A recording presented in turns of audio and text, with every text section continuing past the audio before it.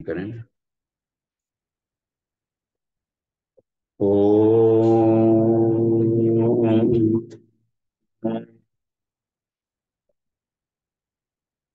भूर्भुवः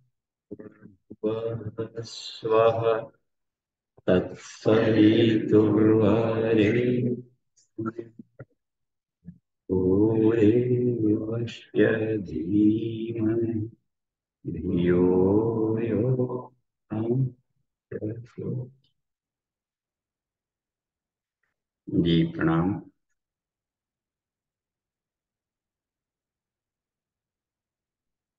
देखिए, क्रमशः हम लोग अन्नपूर्णोपनिषद में आज नए चैप्टर में प्रवेश करें। वह है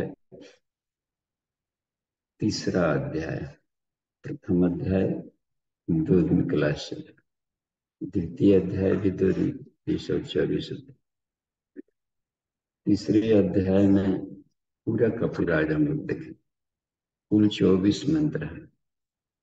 एक तरीके से एक सूत्र है। सूत्र जैसे आत्मपूर्योपनिषद में एक ही पैरा में पूरा का पूरा उपनिषद था, ऐसे ही एक ही पैरा में ये तीसरा अध्याय पूरा 24 इसमें सेंटेंस का एक ही पैरा है। इसमें देखिए, चेतना की शिखर यात्रा, तो हम लोग वहां चले। मांडुक्योपनिषद में बहुत इस पर रिसर्चेज हुए हैं। छोटा है, मुंडकोपनिषद तो बड़ा है, लेकिन मांडुक्य छोटा है और उसमें बड़े सरल स्टेप बताए गए हैं आत्म साक्षात्कार। जीव की जो अवस्थाएं हैं, जागृत अवस्था, स्वप्नावस्था, या तो हम जागते रहते हैं या सोए हैं, तो या तो सोए हैं या जगे। जब सोए हैं तो दो बात है, या तो सपना देख रहे हैं या गहरी निद्रा। तो ये हर जीव की अवस्थाएं होती है, जो भी जीव जंतु हम देखें। और इन इन तीनों से भी एक परे है अवस्था, तुरीय अवस्था। तो तुरीय अवस्था के और भी नाम है, जीवन मुक्त भी कहा जाता है उसे।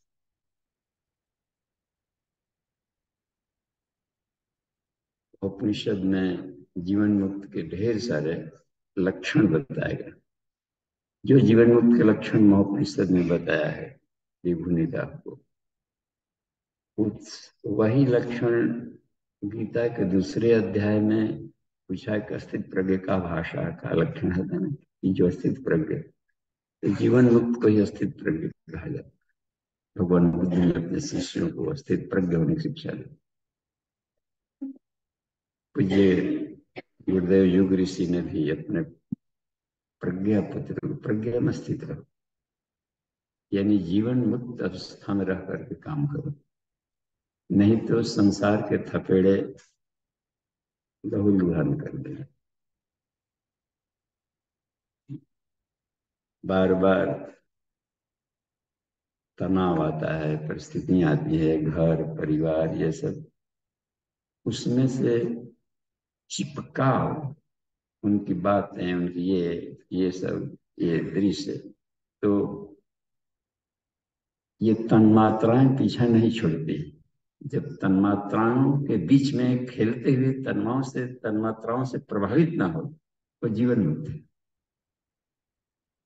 उसकी क्रियाएं होगी जिसके लिए लाभ देगा, लेकिन इसकी प्रतिक्रिया से वो प्रभावित नहीं होगा।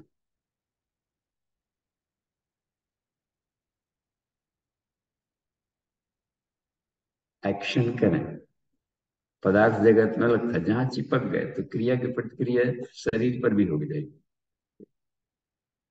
शरीर मन आत्मा सब उसके टेंशन में आ जाएंगे, सब क्रिया वैसे कर दिया। लेकिन जीवन मुक्त अवस्था में क्रियाएं होती और प्रतिक्रिया नहीं होती। तो अब यहाँ पर ये पूछ रहे, उसी में है कि जीवन मुक्त पुरुष, नीचे तो ये था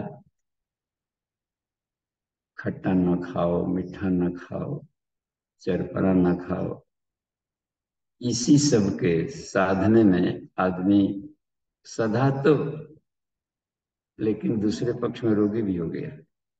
सतोगुणी भोजन लो, सतोगुणी भोजन लो, और सतोगुणी लेते लेते लेते लेते इतना वो सतोगुणी में बंध गया, जब वो सतोगुणी का गांठ हो गया। तमोगुणी लोगों से घृणा भी धीरे धीरे होने लगी। रोज नहा धोआ पूजा करो, नहा धोआ पूजा, इतना नहा धोआ करके पूजा किया कि एक ऐसा गांठ बन गया कि जो नहीं नहाता उसे दूरी बना लिया, घृणा कर लिया। तक से बिना नहा ही लिया। इसका मतलब है कि इससे बढ़िया था कि कल तू नहा नहीं नहा रहा था, कम से कम घृणा तो नहीं पाला। तो उल्टे घेर में भी फंसाता है सापेक्षता का सिद्धांत, घेर में फंसाता है। इसलिए कृष्ण ने कहा है कि ईड़ा भी बंधनकारी है, पिंगला भी बंधनकारी है।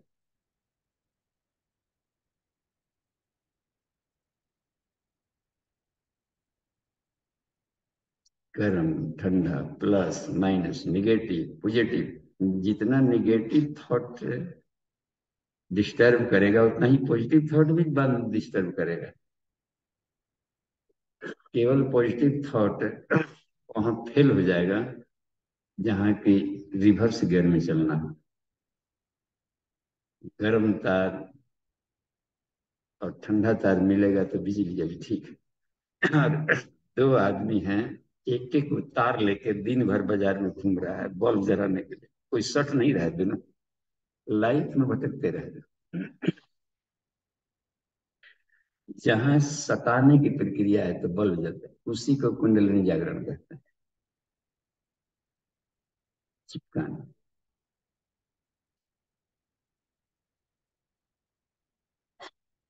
सहस्रार चक्र में जैसे आ गया, इसको जानेंगे जगाएंगे तो ईश्वर भाव संवेदना भी है, तत्व ज्ञान भाव संवेदना भक्ति भाव, खिचड़ी मुद्रा, ध्यान मेडिटेशन से इसको जगा लिया, ठीक है। लेकिन शक्ति सामर्थ्य भी है ना वो, पलक झपकते सृष्टि को, एक को हम द्वितीय नास्तिक जिस दिन सोच लेगा पलक झपकते सारी सृष्टि ब्लैक होल में चली जाएगी। शक्तिमान भी है ना, शक्ति भी है, तो सामर्थ्य भी है, शक्ति भी है। तो कुंडलिनी जागरण शक्ति साधना हो गई। सहस्रार का जागरण जैसे मूलाधार का जागरण किए तो शक्ति का केंद्र है वो, सहस्रार का जागरण किए तो भक्ति भावना। और जब तक से दोनों नहीं मिलेगा तो आनंद नहीं आएगी जीवन में, आनंद से अछूता रहेगा, अतृप्त रहेगा। तो जीवन मुक्त अवस्था में इसलिए रखा गया, जीवन मुक्त की अवस्था ये कि तीनों तरह के बंधनों को जो तोड़, महाविज्ञान में आता है, ये विज्ञान में कोष में ग्रंथि भेदन, सत की गांठ लगी है तो फोड़े, रज की भी गांठ पड़ गई है धन का, धन हमें जितना सुख देता है उतना कमजोर भी बनाता है। सुख सुविधा, नौकर चाकर, आदमी डिपेंडेंट हो जाता है हर चीज पर। दूसरे पर परावलंबन साधक का सबसे बड़ा दोष है। 10 सूल महासूल में गायत्री के 10 भुजाएं, उसमें रखा गया है दोष दृष्टि संयुक्ता परेशावलंबनम, तीसरा सूल महासूल। परावलंबी व्यक्ति कमजोर होते जाता है, बैसाखियां उसके बिना फिर बिल्कुल मिला जाएगा। 3-4 दिन नौकर से काम ले ले, एक दिन उसके घर में तभी कारोबार लगे, उसका भी तबीयत खराब हो सकती है, इस दिन नहीं आएगा। तब देखिए जो डिपेंडेंट है अपने थाली माजी अपने सब करिए, माथा पची दिन भर अंड मंड बोल रहा है, उसे काछा होगा ही क्या, देख कितना कमजोर बिलबिला जाता है। अब क्या होगा, इसलिए कर्षण तत्व की व्यवस्था बनाई गई थी अन्नमय कोश में। सेल्फ इंडिपेंडेंट, अपना काम अपने कर, बस।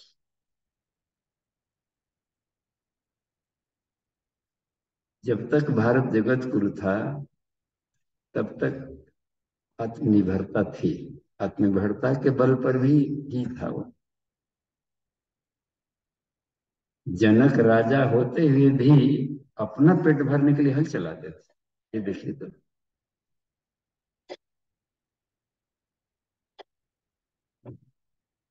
ऋषि और कृषि, ये दो भारत के सभी लोग, ऋषि लोग कृषक थे। अपना पेट भरने के लिए दूसरे पर डिपेंडेंट नहीं रहते थे। उसमें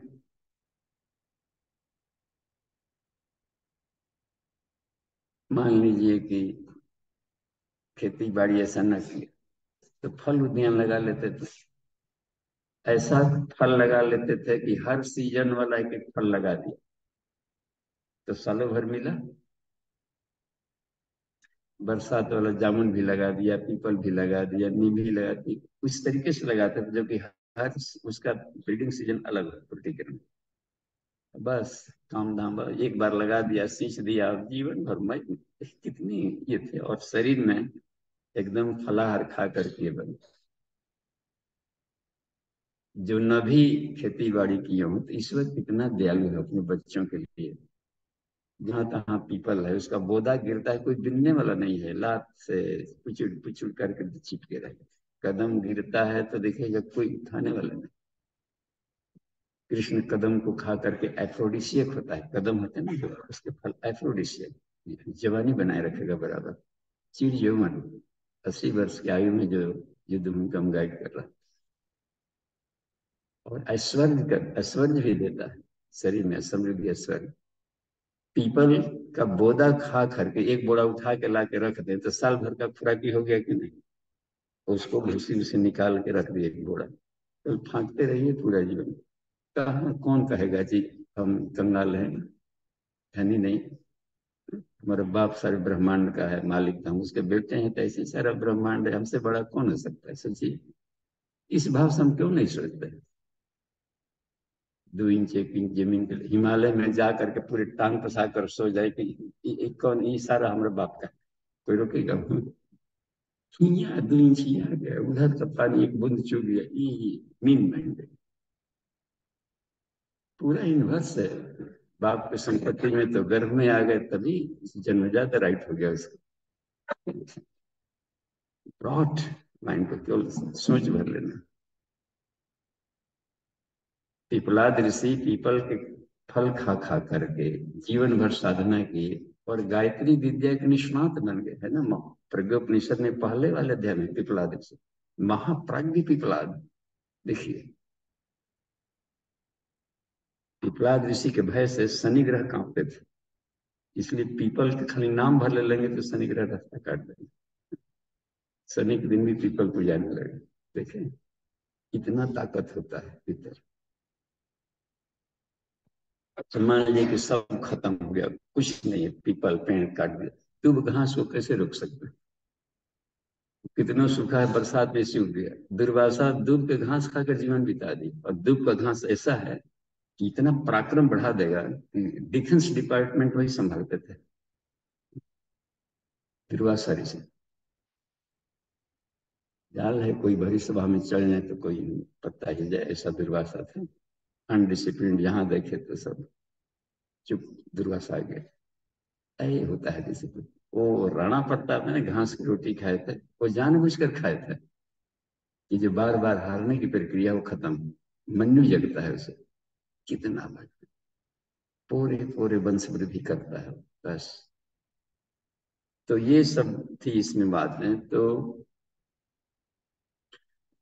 जीवन मुक्त होने में यहाँ कोई गरीब नहीं है। बस पानी फ्री में है, हवा फ्री में है, रोशनी फ्री में है। ये सारे पत्रम पुष्पम फलम तोयम यो में भक्तिया प्रेक्षते। इन इन गीता के इन सब सूत्रों को क्यों नहीं ठोकर लगते। ये सब हमारे डाइट हो सकते हैं। और नहीं कर रहे थे तो अब कोई बता दिया, योगी बता दिया कि आप ये खाइए, अब साग खाइए, अब कद्दू का रस पीजिए, करेली का रस पीजिए, उतरना पड़ा कि ना कैसे हूँ, ऐसे नहीं तैसे, यही बचाएगा बस। सारे रोगों को हटाता है वेजिटेबल्स। तो हम जानबूझ करके जीवन में मुक्त नहीं होना चाहते, बंधन में पड़े रहना चाहते। और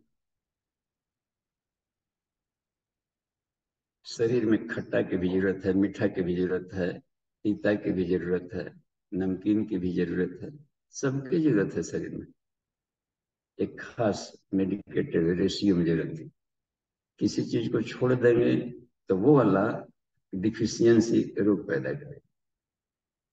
तो जनक ने कहा सुखदेव से, यह सुखदेव, जो खट्टा मीठा चरपरा नमकीन सबको मिला लेके मैं खाया, वो भी जीवन मुक्त अल्लाह कर दे, लिबड़ी परस कर दे। हम लोग यहाँ नहीं, हुआ सांस लेते हैं, सांस ये शूद्र है, ये ब्राह्मण है, क्षत्रिय, वैसे ऊंच जाते नीचे दे, कुकुर है, बिलार है, चंडाल है, सुअर है, थुथुन में जब सब गोबर लगा घूम रहा है। लेकिन इसी संसार में ना सांस ले रहा है जी सब। खाया, सांस तो छूट फक से, अब तो हर जात वाला सांस लिया ऐसे। इसी ब्रह्मांड में हम लोग प्राणायाम करके कैसे कर सकते हैं कि अपना वाला सांस ले रहे हैं?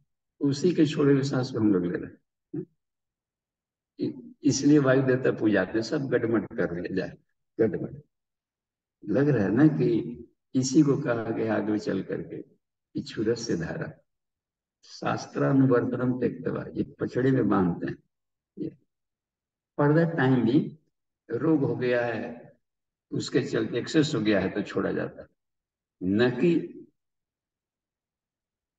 उसकी डिफिशियंसी कम करने के लिए। और नहीं, जैसे अधिक खा लिया टॉक्सिन हो गया, तभी फास्टिंग है। योगियों के लिए फास्टिंग मना किया गया है, व्रत त्योहार भी मना किया गया कि कहीं ऐसा नहीं कि व्रत के बंधन में आ गया था। संकल्प की, संकल्प मात्र संभव बंधा, संकल्प भी बंधन है। संकल्प ले रहे हो इसका मतलब कभी भी तुम नॉर्मल नहीं हुए, कुछ करने का मादा बचा है। और काहे का संकल्प, ये संकल्प ले, तो तुम जिस चीज को छोड़ना चाहते हो वहां भी ईश्वर है। संकल्प लिया तो इसका करें, इसका मतलब है कि जो जिस अवस्था में है उस अवस्था में सोच रहे कि बंधनकारी है, तो उस अवस्था में तो फिर हरि व्यापक सर्वत्र समाना वो कहाँ गया? वाक्य या ईश्वर सर्वव्यापी है, गॉड इज ओमनी प्रेजेंट, ये शब्द कहाँ फिर आता है? तो हम गहराई नहीं लेना चाहते, बंदरों की तरह इस डाली से उस डाली पर फुदकना चाहते हैं। यही स्वभाव मन का होता है।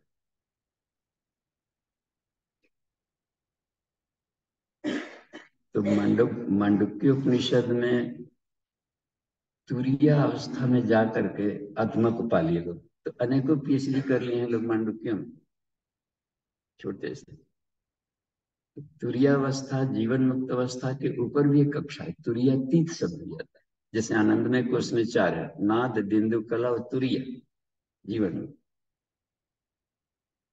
तो साधना के मतलब है इन सबको फोड़े। आनंदमय कोश जागरण, आनंदमय कोश अनावरण, तो तुरीयात को भी अनावृत करना पड़ेगा,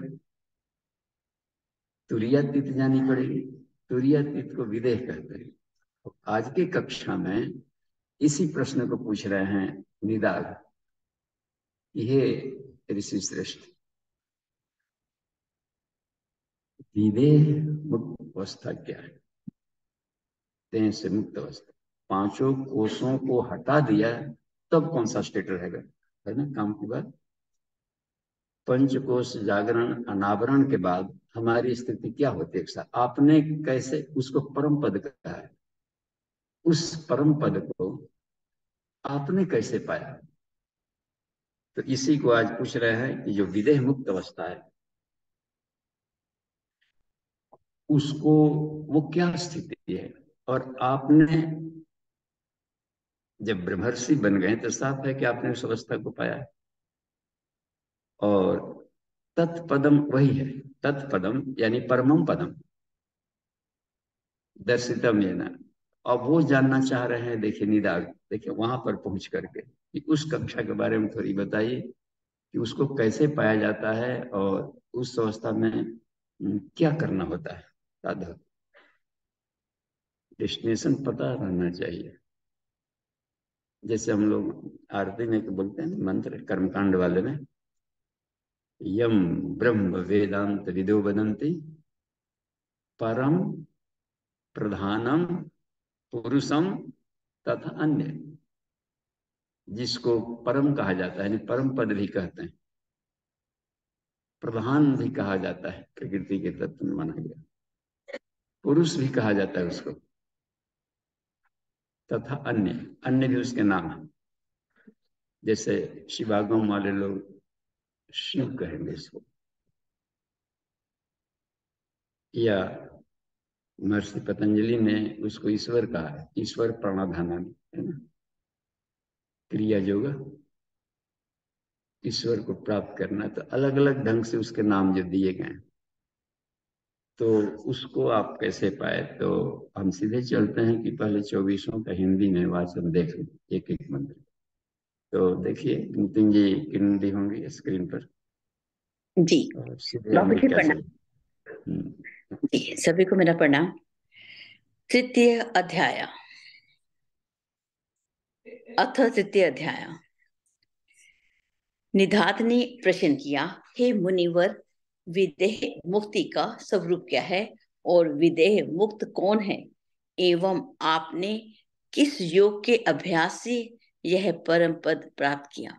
रिभु ने बताया कि प्राचीन काल में सुमेरु की धरती पर मांडव्य नामक मुनि रहते थे। महर्षि कौंडिन्य से तत्व ज्ञान प्राप्त कर वे जीवन मुक्त हो गए थे।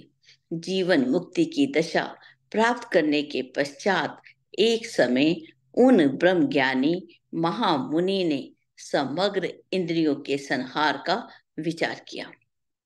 वे पद्मासन लगाकर बैठ गए, नेत्र अध खुले रखकर बाह्य एवं आंतरिक सभी स्पर्शों को धीरे धीरे त्याग दिया।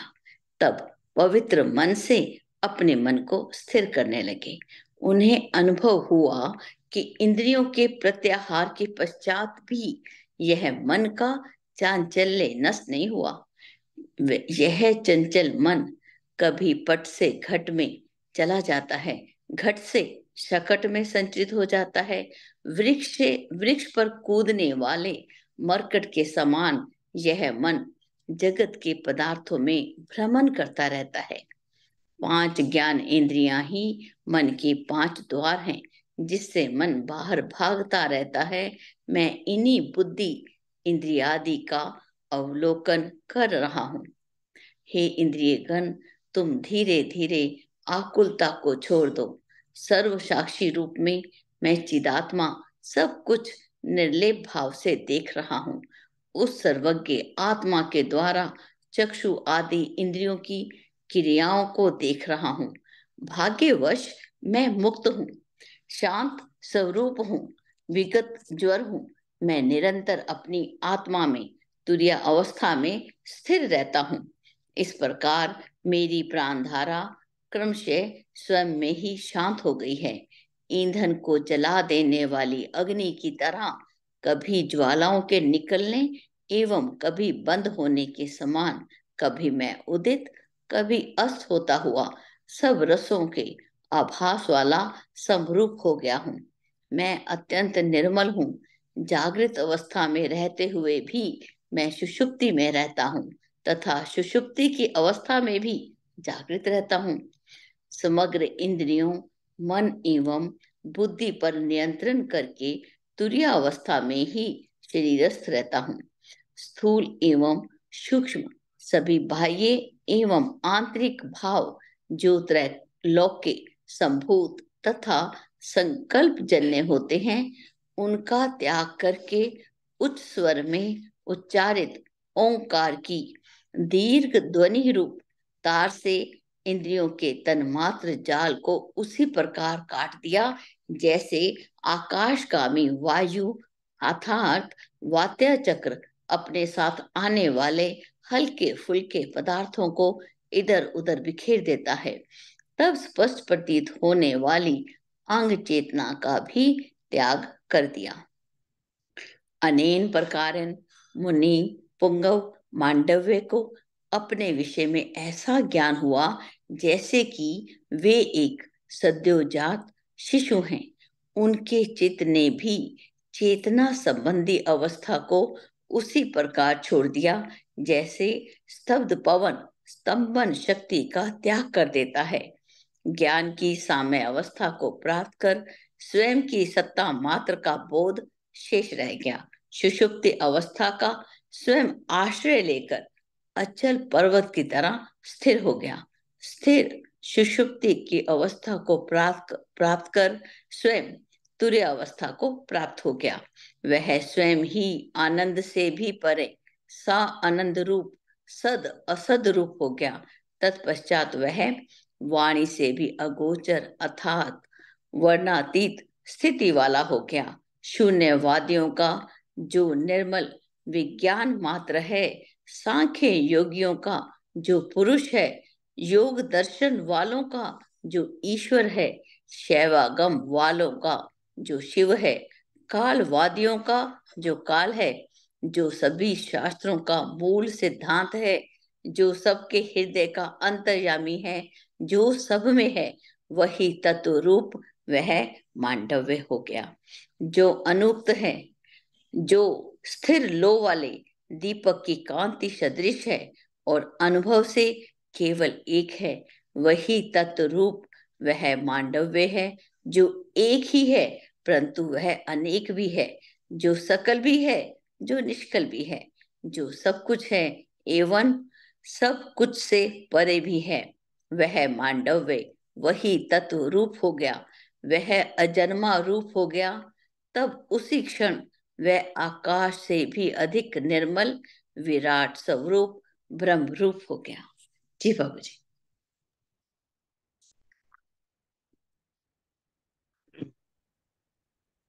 इसमें एक प्रश्न है, ये भाग्यवश शब्द आया था बाबूजी।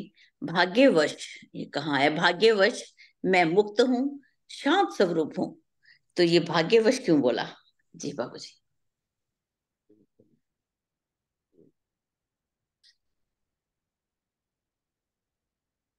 जैसे मान लीजिए पहले से सोच रहे हैं, कुछ लोग बोलेंगे 2 साल से सोच रहे हैं आने को, या कहीं खास जगह जाने को, तीर्थ क्षेत्र वगैरह कहीं भी है, किसी कारण से नहीं पहुंच पा रहे हैं, कुछ न कुछ परिस्थितियां आई। लेकिन जब वहां पहुंच गए तो आदमी कहता है ना कि तो संजोग कहिए कि बन गए, सौभाग्य सब में आ गए। इस बार भी ऐसा वैसा था, लेकिन ऐसा आ गया। तो बहुत लोग प्रयास करते हैं जीवन मुक्त होने का, मंजिल नहीं मिलता है, किन्हीं न किन्हीं परिस्थितियों से साधनाएं छूट जाती हैं। पहले करते थे, रेगुलर थे, अब टूट गए, तो उनको श्रृंखला कहीं टूटी नहीं और पा ले तो इसको अपना सौभाग्य मानते हैं। इसी को भाग्यवश कहते हैं। जरूर अन्यों का सहयोग मिला है, हमारा पुरुषार्थ तो रहा ही रहा है, लेकिन आने वाले रुकावटों से भी हम प्रभावित ना हुए, इसमें अन्यों के भी सहयोग होते हैं। अनुकूलताएं मिल गई, ताकत मिल गया, किसी ने हिम्मत दे दिया और उसको हमने पा लिया, इसको अपना सौभाग्य मानते हैं। इसी को उन्होंने भाग्यवश कह दिया, दैव योग से। और जैसे एक संगीत भी गाते सुनते हैं ना कि सब काम करते हो प्रभु, मेरा नाम हो रहा है, तो उसमें हर चीज में अकेले का पुरुषार्थ नहीं रहता। कहीं भी ऐसे लगता है कि हमने परीक्षा दिया, मेहनत किया तो पास कर गए, लगता भर है कि हम अब हमारा मेहनत, लेकिन इस बीच में दुर्घटना नहीं हुई। होती तो इम्तहान में जा रहे हैं और उंगली एक्सीडेंट में उंगलियां खत्म हो जाती तो ना लिखते। आज दस्त वगैरह हो जाता, पेट खराब तो भी नहीं पहुंचते। जैसे इसका लग रहा है ना कि प्रकृति के सारे घटकों ने सहयोग दिया है। पढ़ रहे थे और माइंड उस समय विकेंद्रित होता है तो मेमोरी में भी नहीं जाता, कंसंट्रेशन। तो सबके सहयोग से कोई भी रिजल्टेंट होता है, काम बनती है। और इसमें से अपनी भूमिका कुछ नहीं है, क्योंकि अपने तो आत्मा तो हमेशा ही ज्ञानी है, अकर्तव्य है। तो जितनी भी क्रियाएं हो रही तो प्रकृति कर रही है, तो फिर हमने क्या किया, लग रहा है ना। तो और इस यह प्रकृति ईश्वर ने बनाया है। तो सब करते हो काम प्रभु, मेरा नाम हो रहा है। अखंड ज्योति में भी एक बात बड़ी अच्छी लगी, एक एग्जाम्पल दिए थे घटनाक्रम का। तूफान आया समुद्र में, तूफानी सब लोग ने, तूफान आ गया है, भागो भागो, छोड़ो, अपने घर पर पहुंचो सुरक्षित। सब लोग भाग रहे थे और एक साधक अपने रूम में रिसर्च कर रहा था, कहीं कंप्यूटर पे कुछ काम कर रहा होगा गहन, इससे आप लोग वर्क फ्रॉम होम करते हैं। तो अचानक उसके दिमाग में सब भूचाल आया कि समुद्र की तरफ जाओ, समुद्र की तरफ जाओ। उल्टा देखिए, बाकी लोग भाग रहे हैं कि तूफान आ रहा है, और एक ऐसा ही व्यक्ति है जो कि सुरक्षित जगह पर है सेल में, उसके हृदय में भूचाल आ रहा है कि समुद्र की तरफ जाओ। उसको पता नहीं चल रहा है कि क्यों ऐसा आ रहा है। शटर फटर बंद किया, सब भागा, तेजी से दौड़ा समुद्र की तरफ, और अकेले वहां पहुंचा जब एकदम तूफान, तो देखा वहां पर पहुंचकर इस समुद्र में एक व्यक्ति डूब रहा था। बचाओ बचाओ कर रहा था, कोई डूब रहा था, कोई उसमें पड़ा हुआ कहीं, नाव से कोई नाविक हो गया या कहीं पर उसकी फंस गया होगा। तो उसके लिए प्रकृति क्या साथ दे रही है। एक डेंगी भी था किनारे, डेंगी पर बैठ गया और डेंगी बिना हाथ ही दौड़ने लगी, वहां पहुंच गई। देखिए, और पहुंच गई तो उसको छान करके रख लिया। तो जो बच गया वो ईश्वर को देखा कि हे भगवान आपने बचा लिया, आप आ गए, आपने बचा लिया। इस व्यक्ति को देख ही नहीं रहा, श्रेय उसको दे रहा है जिसके चलते बने। तो हर क्रियाओं के पीछे हम लोग श्रेय दे देते हैं उस व्यक्ति को जो कि सामने पोस्टमैन जैसा बिताने आया। पोस्टमैन सिर्फ माध्यम बना है। ये देखिए, परोक्ष में सारी क्रियाएं ईश्वर कर रहा है, लेकिन कभी भी हम ईश्वर को थैंक यू नहीं बोलते। काम कर रहा है कोई, माला किसी और के गर्दन में पहना रहा है, तो नहीं वो सोचेगा कि ये भगवान गजब है, मैं कर रहा हूँ, माला कोई और लूट के ले जा रहा है। तो ट्रैक पर उतरने का एक भी होता है, रिफ्लेक्शन बनेगा। सुख देने वाला पदार्थों में ईश्वर है, तन्मात्राओं के रूप में, और हम उस वस्तु के पीछे भागने लगते हैं कि यही से सुख आ रहा है, यही नशा, यही तंबाकू, यही भोजन इसमें से आ रहा है। उसके भीतर में जो जो भी आनंद और ये मिलने है, वो ईश्वर का रिफ्लेक्शन है। देख रहे हैं कितनी कमाल। तो कहाँ कहाँ साधक ट्रैक से बिछुड़ता है, ये वहां पर बात है। तो ये हुआ करते, इसलिए इसको भाग्य कह दिया गया। यानी हमने कोई अच्छा पुण्य कर्म किया होगा कि ऐसे गुरु मिले, ऐसा पुण्य कर्म किया होगा कि ऐसे बेस्ट फ्रेंड बने, इसको सिद्धि कहलाता है, सिद्धि। और आज के युग में साधना करेंगे तो वो वाली सिद्धियां नहीं मिलेगी, अड़िमा गड़िमा लघिमा। आज की सिद्धियां अलग है वैज्ञानिक युग में। आज विज्ञान में कोर्स में आज भी कोई व्यक्ति साधना करे तो उसको सिद्धि मिलेगी। आज कैसी सिद्धि मिलेगी, ओह, पहली सीधी मिलेगी, ओह। हर कोई का पंचकोशी साधना करें तो निश्चित मिलेगी। हमको ये सारी सिद्धियां मिली, वो वाला नहीं, मच्छर बन के उड़ने फिरने वाला, वो उस समय की सिद्धियां थी। अगले अध्याय में आएगा। एक सिद्धि मिली, सबको मिलेगी, क्योंकि जब हमें मिली है इसी रास्ते पर चलकर, तो सबको मिलेगी। क्योंकि एक वैज्ञानिक सिद्धांत, महात्मा जैसे कोई बात नहीं, ये तो साइंस है, ऐसा करेंगे तो रिजल्ट आएगा ही आएगा। पहली सिद्धि मिली, ऊह। ऊह का मतलब होता है वर्ण्यम, कचड़े में भी ब्रह्म को ढूंढ लेना। जब सर्वव्यापी है तो कहीं पर तो ढूंढो मैं जाना, तो हर जगह ईश्वर को ढूंढ लेना, तत्सवितुर वर्ण्यम, उस सविता को हर जगह वर्ण कर लेना, एक सिद्धि मिलती है। और दूसरा शब्द, अध्ययन करेंगे, शब्द होता है, तो शब्द पढ़ेंगे तो वो अर्थ अपने आप अर्थ बोलता है। धन्वंतरी चलते थे तो पौधे अपने आप बताते थे कि हे धन्वंतरी, मैं अमुक रोग की दवा हूं। ये गजब। तो अध्ययन करते समय पहले वेद समझ में नहीं आता, 1%, 2%, बहुत मुश्किल हुआ तो 10%। जिस दिन 60% समझ में आने लगा, तब पता चला कि इसमें भी एक बड़ी नशा है, आनंद है, जिसको सोम रस कहा गया है ऋग्वेद का। निष्काम कर्म करने भगवान का काम समझ कर करने, इसके लिए एक मस्ती आने लगती है। इसका एक अलग ही आनंद है निष्काम योगियों का। इसको यजुर्वेद का सोमरस कहते हैं। अमृत, भक्ति भाव, संवेदना, दिव्य प्रेम, अनासक्त प्रेम किसी से करके देखिए, उसका एक अलग ही मजा आता है, आनंद। वो सामवेद का समरस है। जड़ी बूटियां, हर्बल मेडिसिन खाने को नहीं, थोड़ा रिलैक्स फील करता है, अथर्ववेद के समरस में सब।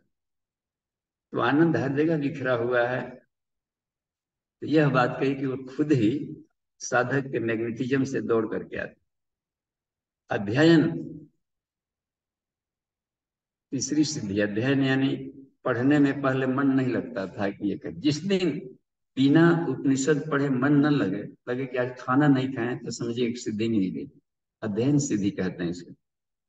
विवेकानंद बोलते थे कि जिस दिन मैं नहीं उपनिषद पढ़ता हूँ, लगा है कि आज हमने भोजन ही नहीं किया, क्योंकि आत्मा का खुराक है ये।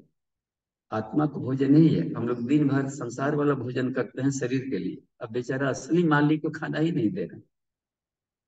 तो अंत में बैलेंस मिलेगा छूछ। जब शरीर छोड़ेंगे तो अगली जर्नी के लिए छूछ बैलेंस लेके जाएंगे बस, क्योंकि सारे संसाधन छूटने वाले हैं।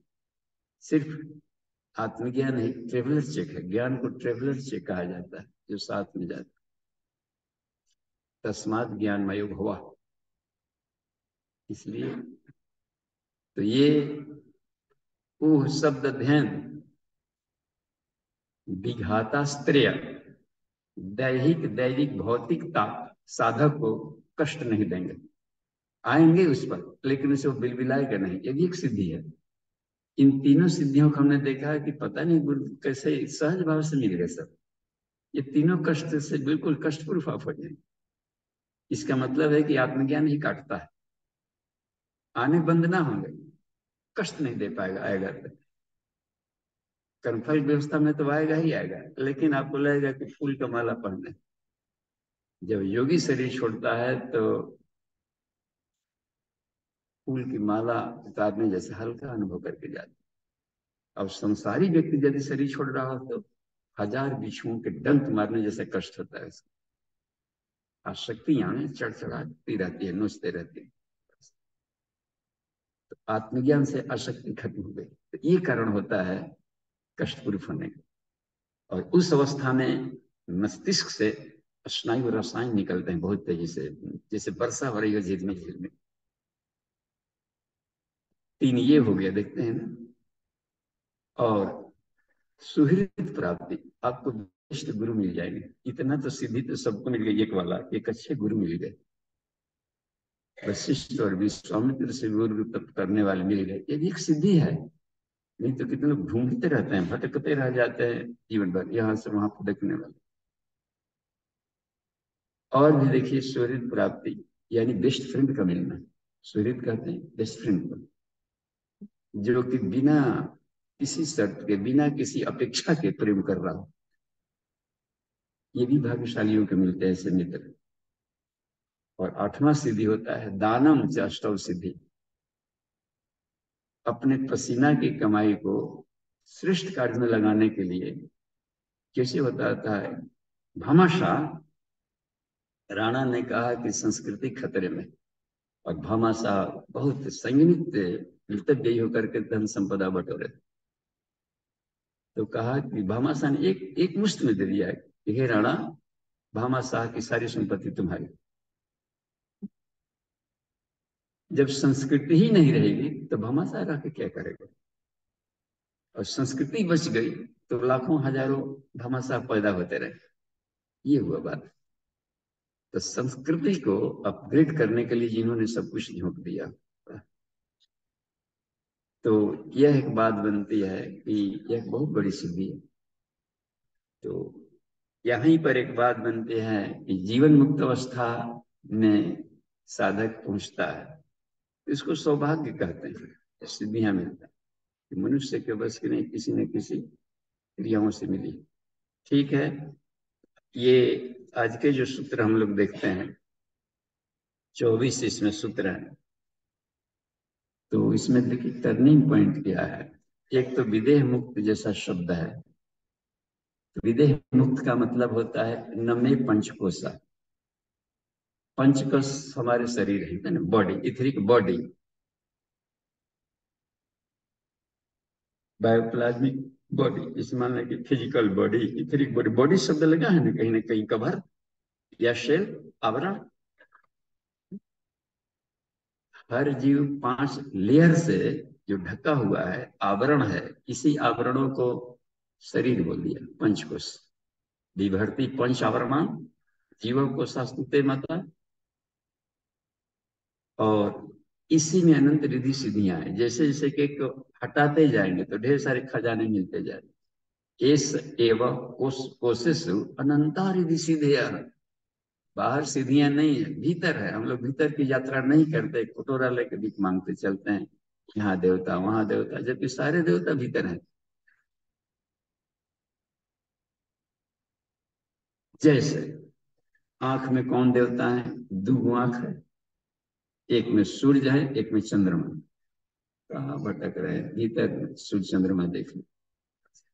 प्राण प्रतिष्ठा, गायत्री माता आगे प्राण प्रतिष्ठा कीजिए, जल हनुमान जी प्राण प्रतिष्ठा करना है, दुर्गा जी की प्राण प्रतिष्ठा है, मूर्तियां रखेगी। तो प्राण प्रतिष्ठा में चक्षुषो चंद्रादित्य हो, जब नेत्रों का स्पर्श किया जाएगा तो ये मंत्र बोले जाएंगे। इसमें सूर्य और चंद्रमा पे बिठा दें बस। चक्षु सूर्य जो आ जाता है ना पुरुष सूक्त में, यहीं से निकल कर बाहर का उनका एक पॉइंट भीतर भी है स्थान रहने को। तो भीतर हम ढूंढते तो कब के मिल गए रहते। एक एक परत को हटाते जाए। अनंता रिद्धि सिद्धि। और जो साधक प्रयास करता है इन गुप्त को, वो उसको धन्य हो जाता है, जीवन धन्य होगा। तो हम बाहर सीढ़ियां इतनी निकल, जैसे सफाई करके कैसे निकलते हैं, कॉकरोच वगैरह जो छुपे रहते हैं निकल कर भागते हैं। सीढ़ियां कॉकरोच वगैरह है सब ऐसे भागती है सब। कहाँ पकड़ता है और भगाता है, भाग यहाँ से। तो ये बड़ी कमाल की चीज है। धूल कण की तरह गाड़ियां चलेगी तो धूल कण को आदमी इन्वाइट करता है कि आइएगा धूल कण, वो अपने आप पीछे दौड़ के आएगा। धूल कण डस्ट की तरह सब आएंगे, लगता है घास की तरफ छोड़ाना पड़ता है। गजब। तो ये है पंचकोशों का अनावरण करने। तो 5 जो कोष बना दिए, कॉस्मिक बॉडी, काउजल बॉडी। तो हम शरीर तो है ना, मैं शरीर नहीं हूँ, शरीर के भीतर हूँ, आत्मा हूँ। तो मैं शरीर नहीं हूँ मतलब मैं फिजिकल बॉडी नहीं हूँ, मैं इथरिक बॉडी नहीं हूँ, मैं एस्ट्रल बॉडी नहीं हूँ, मैं कॉस्मिक बॉडी नहीं हूँ, मैं कॉजल बॉडी नहीं हूँ, कारण शरीर। यानी आनंद में कुछ नहीं हूँ, प्राण में कुछ नहीं हूँ। तो मैं क्या हूं तभी संभव है, मिलेगा असली चीज जबकि 5 को हटाएंगे, 5 लेयर को अनावृत करेंगे तभी बात बनती। उसी को विदेह मुक्त कहा है। तो इन्होंने बताया कि आपने कैसे पाया, तो अपने पर नहीं बता करके सीधे बता दिया मांडव्य ऋषि का उदाहरण देकर। थर्ड पर्सन में बात करने को ऋषि लोग अच्छा मानते थे। एग्जाम्पल दे दिया तो उनकी भी प्रतिष्ठा बढ़ी। गुरुदेव विश्वामित्र से भी उग्र तप किए हैं, 2.5 करोड़ ही जप करके कर लेते थे, एक ब्रह्मांड के कंट्रोलर बन सकते थे। जो 6.5 करोड़ किया हो तो अपना नाम नहीं, फिर भी विश्वामित्र के नाम को नहीं हटाया। विश्वामित्र ने इसको ये किया है, तो वो किया है। जबकि उसके पहले भी जप कर रहे थे, विश्वामित्र ने वो वशिष्ठ मंत्र को सीखा, ये कामधेनु मंत्र। तो असली आपने देखा पता है ना जी, कि उसको एक होता है क्या बोलते हैं जो गिनीज बुक, उसका रिकॉर्ड तोड़ना। हमने भी देखा, हमने भी देखा, हम भी सिद्ध, हम भी सिद्ध हैं। विश्वामित्र ने और भी बढ़िया से देखा। पहले था कि आसन वगैरह बिठा करके और खास जाति के लोग ही कर सकते हैं। विश्वामित्र ने कहा कि सब जाति के लोग कर सकता है। और 10,000 शूद्रों को ब्राह्मण बनाकर दिखा दिए, कण्व ऋषि को भेजे थे मिस्र देश में। और इसकी जानकारी दिया है भारतीय धर्म, विश्व धर्म वाला जो है, भारत का जस विश्व का जस संविधान, समग्र विश्व को उसमें लिखा है इस बात।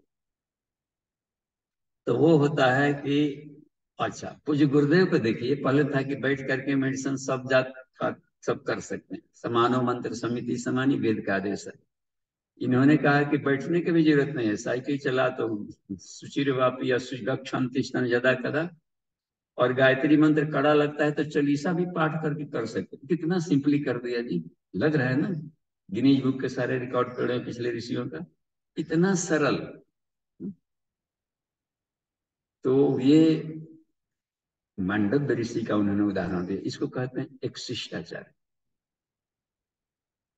जय गुरुदेव।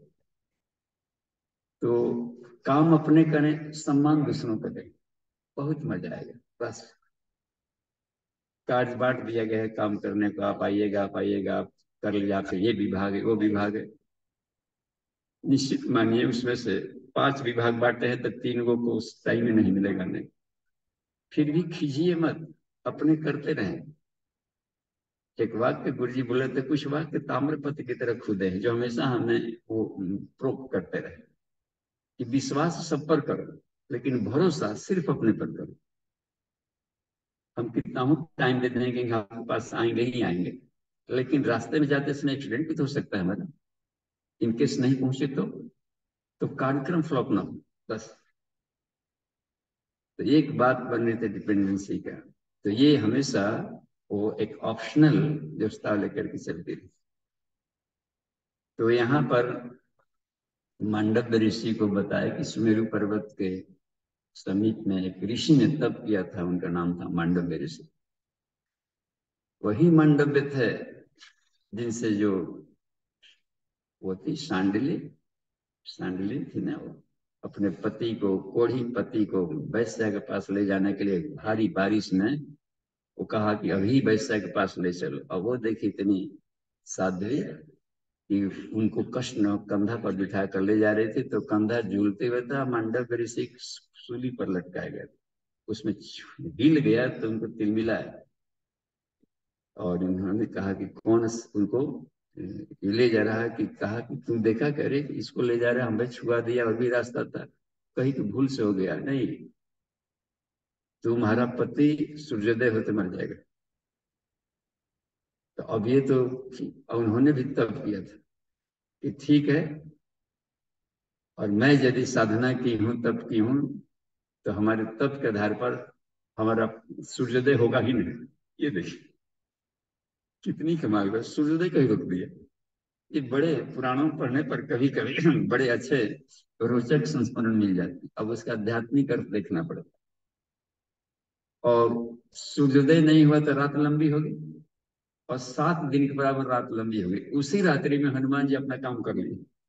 अब लग रहे हैं ना, क्योंकि सारे प्रयास कर लिया था कि कितना हूं दौड़े, रावण इतना मंद बुद्धि का थोड़े था, कितना हूं तेज जाएगा तो भी लौट के नहीं आ सकता, स्पीड ब्रेक पर काल नहीं वगैरह है, फिर भी क्योंकि रात्रि को लंबा कर दिया था, किसी और प्रोसेस है। लग रहा है ना कि ईश्वर की जो व्यवस्था चलाने वाले, जाके रखो साइया वाली बात, तो ये बात हर जगह दिखाई पड़ता है। एक बड़ा गजब के एक सिस्टम अंतरिक्ष में चलता है, यानी हम ईश्वर पर पूर्ण भरोसा हमेशा हर स्थिति में कर सकते हैं।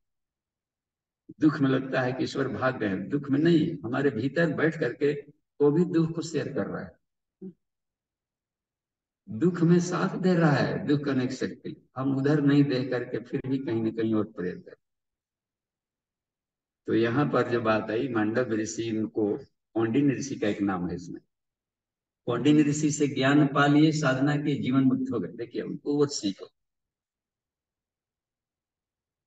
तो उसमें जीवन मुक्त हो गए। अब अगला स्टेज था विदेह मुक्त। तो विदेह मुक्त कैसे गए, तो कहा कि उन्होंने साधना शुरू कर दी, इससे अगली कक्षा में जाने का। तो ध्यान में हो करके अपने इंद्रियों को आत्मिकी में भूलना चाहे, कि इंद्रियों के तरफ जो भाग दौड़ जाता है मन का, उधर जाए ही मत, नहीं होता है। प्रत्याहार एक आता है ना, प्रत्याहार शब्द, आसन प्राणायाम, इसके बाद एक प्रत्याहार है। तो प्रत्याहार में मन भाग भाग कर जाएगा तो उसको कॉलर पकड़ खींचे ना, कहाँ भाग रहे, और यहाँ पर बैठ सविता का ध्यान कर रहे हैं, भाग कर कुकुर बिलार पर चला गया ध्यान, या कल के झगड़े पर चला गया, या कोई अच्छी वस्तु में चला गया, तो उसको घसीट के ले आके फिर सविता को देखना। यानी विशेष देखिए परिभाषा दिया है प्रत्याहार का गजब का। विशेष विचरणा, विषयों में विचरण करती हुई इंद्रियाणाम, कोई भी इंद्रियां जो कर रही है, बलाद आहरण, जबरन खींच करके ले आकर के अपने इष्ट देव पर ले आना प्रत्याहार है। और ये इतना ही टफ है, इस तरीके से हमने भी बहुत कोशिश किया, पाया कि ना बहुत टफ है। इतना वेलोसिटी होता है मन का कि उस स्पीड को रोकना मुश्किल है। थोड़ा सा ही तेज रफ्तार में गाड़ी आती तो हट जाता है, देखे ना आदमी। और जो प्रति सेकंड 22,65,000 का स्पीड में जा रही हो, प्रकाश के वेलोसिटी से भी हम लोग को गुना दे, उसको कैसे जबरन रोक सकते हैं। और हम सब की अभी सोचने की प्रणाली बहुत धीमी होती है। जब तक से तब तक से ऋषि बहुत दूर तक बातों को सोच करके आ जाता है। इसका मतलब ये होता है कि अब इसमें रह गई बात, उसमें सफलता नहीं मिली, हमें भी नहीं मिली। जिनको मिली हो जबरन खींच करके। लेकिन प्रश्नोत्तरी में हमने देश भर में जाकर के देखा कहीं भी कि ये प्रॉब्लम साधकों का कि मन भागता है। तो मांडव्य का भी भाग रहा था। ये देखिए, जीवन मुक्ति की अवस्था में भी मांडव्य का मन इन विषयों की तरफ भाग रहा था। तो उन्होंने गजब का ट्रिक अपनाया इसमें। तो वही अपना जो उपनिषद का स्वाध्याय डेली करेंगे तो ब्रह्म विद्या खंड में मिलेगा शांडिल्योपनिषद।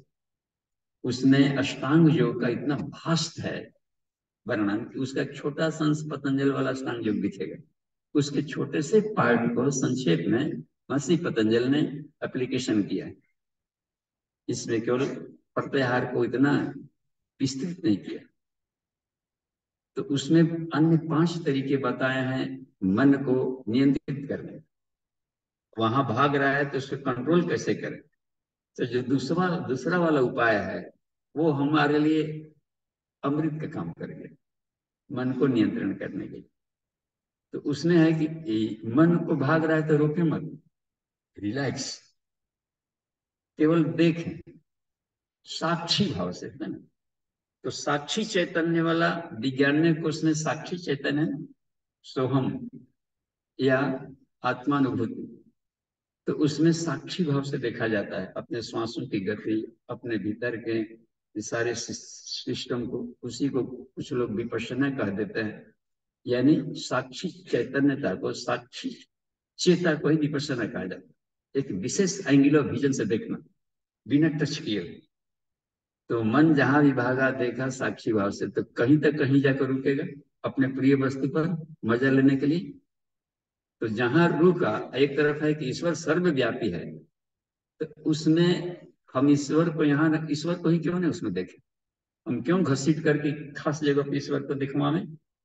यद यद पश्यति तत् सर्वम आत्मेति, ये बहुत ही कमाल का है मन का नियंत्रण। जहां भी मन जाए वहीं पर सविता को देखें, क्योंकि हर पार्टिकल में, हर हृदय में केंद्र तो जरूर होगा, सेंट्रल साइकिक फोर्स। पदार्थों में न्यूक्लियस मिल जाएगा सूर्य के रूप में, हम सूर्य पा सकते। शरीरों के भीतर में भी एक सूर्य है आत्मा के रूप में।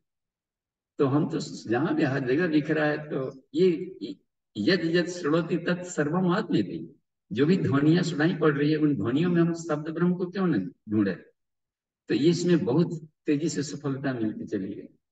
तो यहाँ पर भी इन्होंने अपनाया कि साक्षी भाव में देखना शुरू किया मन को, और टच टच करना बंद कर दिया, केवल देखें क्रीड़ा और उसे स्पर्श न किए।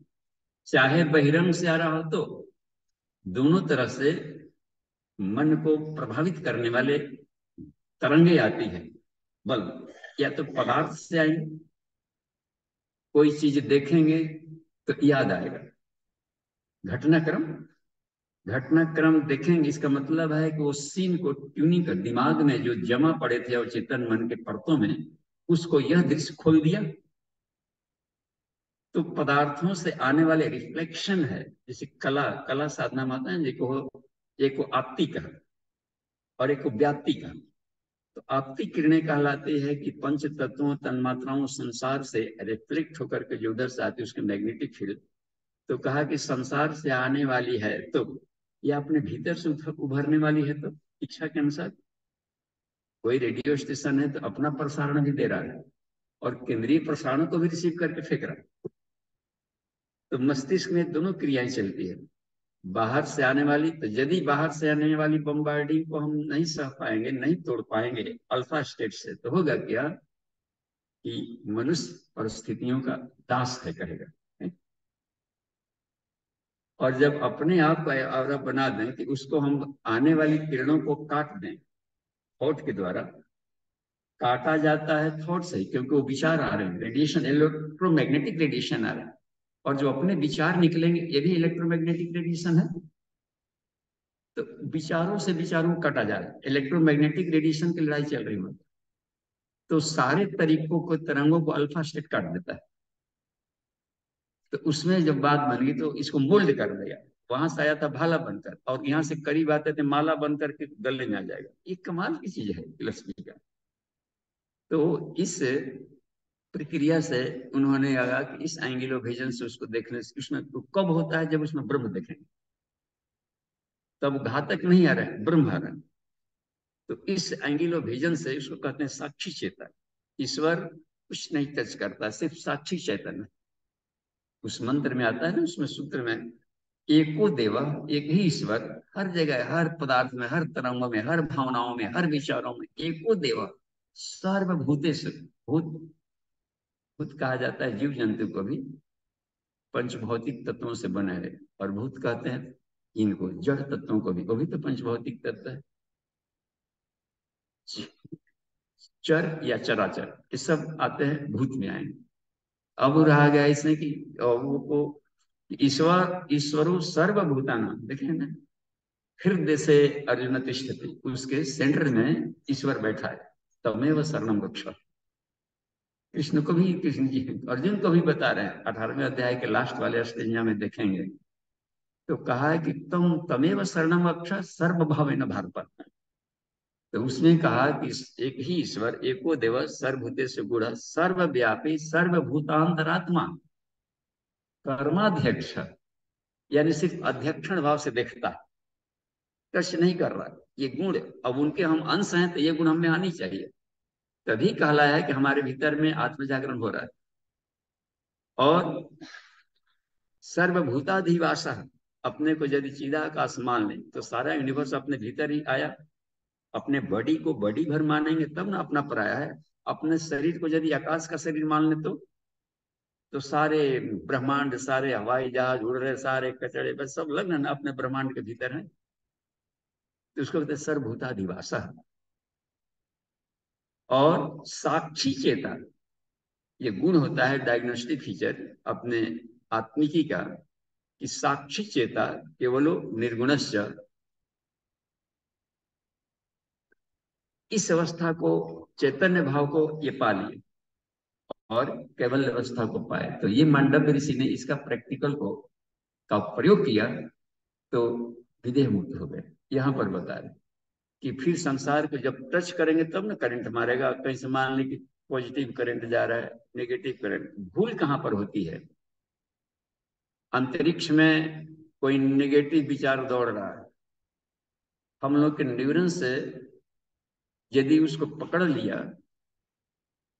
तो अपने को, अपने पर असर करेगा। छू लिए, फिर दौड़ता है, टकुआ फंसा के अपने घर में जला सकते हैं कि नहीं लाई? बिना नियमित कानून से लिए हुए टकुआ भी फंसा लिया जाता है।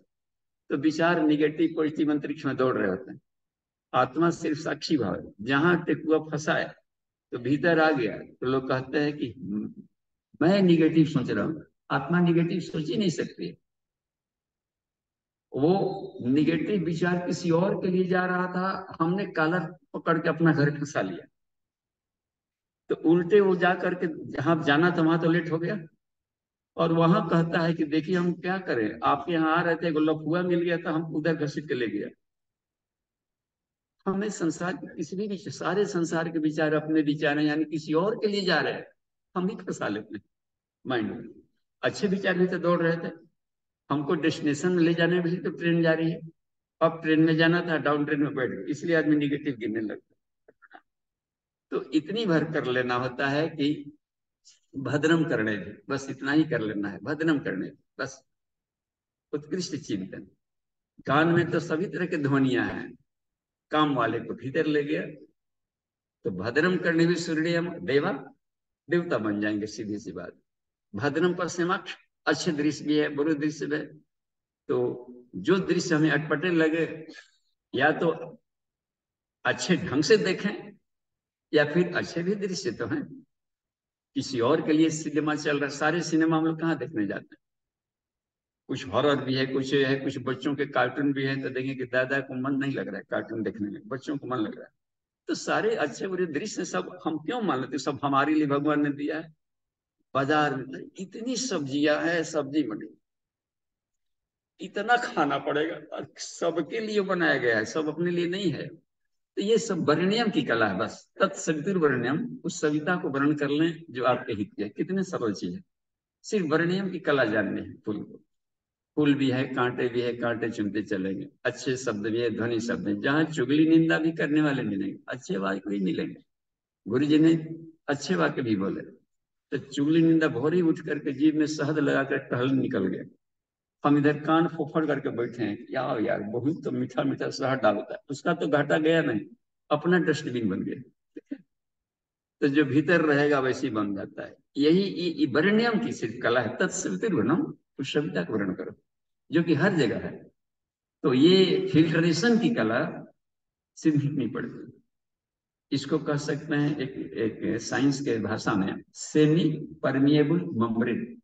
अच्छा भी सुन सकता है, बुरा भी सुन सकता है। जो कल्याणकारी है सुना, और जो अकल्याणकारी चिपक गया था उसके लिए दो काम दे दिए हैं उसको, पास में इधर से निकल जाना। ये क्रीड़ा है, सिर्फ साधना सिर्फ क्रीड़ा है, और संसार के सबसे मनपसंद क्रीड़ा है। आगे चल करके देखते हैं, इसमें बताया कि साक्षी चैतन्य जब वो पकने लगा तो एक ऐसे पवन की तरह हो गया जिसमें कोई स्पंदन नहीं हो रही। यानी अब उसके विचार उसको किसी और में जाकर के न भाग रहे थे, न बाहर वाला है तो प्रभावित कर रहा था।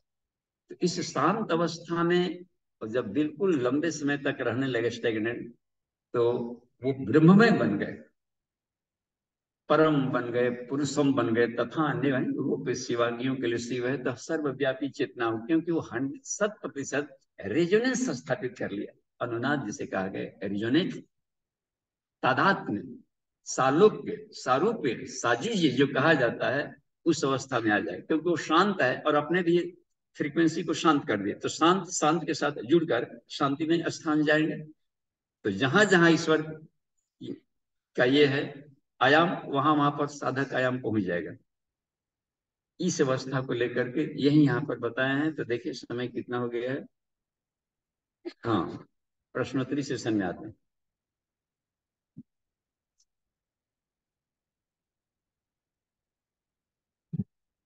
मौलिक भाव गर्भोपनिषद में पढ़ रहे थे, तो वहां पर 7वें महीने में जब आत्मा प्रवेश करती है तो वहां से उसका कष्ट शुरू होता है। वो कई प्रकार के कष्ट में पड़ जाता है, अंधेरा रहता है। वो बोलता है कहाँ आ गए यहाँ पे, बोलता है कि मेरे साथ वाले सब कहाँ चले गए जो जिनके लिए हम बहुत सारा पाप किए हैं, सब सारा हो गए हैं। और फिर वो संकल्प लेता है कि हम जब यहाँ से बाहर निकलेंगे तो हम सांख्य योग का वर्ण करेंगे, हम सांग योग का पालन करेंगे, विष्णु की पूजा करेंगे, शिव की पूजा करेंगे, हम तपस्या करेंगे, हम सत्य का अनुसरण करेंगे। तो बहुत सारे संकल्प वो लेता है। और जैसे ही वो गर्भ से बाहर आता है वैष्णवी वर्ग प्रभाव में, उसके सारे संकल्प विस्मृत हो जाते हैं, और उसके अंदर भेद करने का, सही गलत के बीच में जो भेद है वो भी समाप्त हो जाता है, और उसकी दूरदृष्टि जो उसकी थी वो भी समाप्त हो जाती है। तो प्रभु तो बहुत हमारे लिए कल्याणकारी वाले हैं, हमारा अच्छा ही हमेशा सोचते हैं। तो प्रभु ऐसा क्यों करते हैं कि हमारी ये जो स्थितियां जो हमेशा होनी चाहिए, हम हमेशा इसी चेतना में स्थित होती है। ऐसा क्यों महाभारत करते हैं कि गायब कर दें? अगर वो गायब नहीं होता तो इस संसार से बाकी सब जगह मतलब ठीक ठाक रहता, हम लोग को परेशानी नहीं होता। तो ये क्या कारण है कि ईश्वर तब फिर यहाँ न्यायकारी व्यवस्था कहाँ वो जुड़ रही है?